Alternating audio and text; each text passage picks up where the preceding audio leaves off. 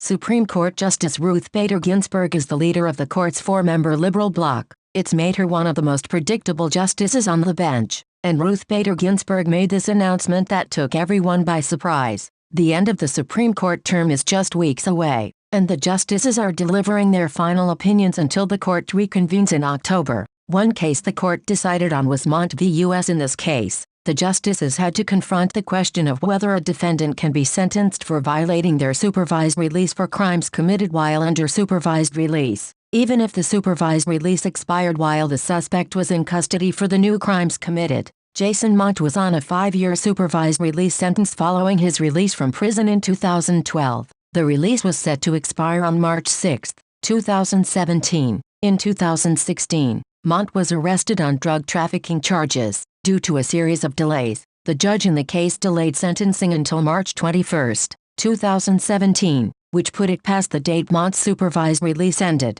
The federal district court judge sentenced Mont to 42 months for violating his supervised release running concurrently with the state drug charges. Mont challenged the fact that the district court did not have jurisdiction to sentence him on March 21, 2017, because his supervised release had ended 15 days earlier. That the court decided the case by a 5-4 vote was not surprising, but what did take court watchers off guard was Ruth Bader Ginsburg siding with 4 conservative justices to provide the deciding vote. Justice Neil Gorsuch was the only conservative justice to defect and vote with the remaining liberal justices. Justice Clarence Thomas delivered a majority opinion. Under our view, in contrast, time in pretrial detention constitutes supervised release only if the charges against the defendant are dismissed or the defendant is acquitted, Justice Thomas argued. This ensures that the defendant is not faulted for conduct he might not have committed, while otherwise giving full effect to the lawful judgment previously imposed on the defendant.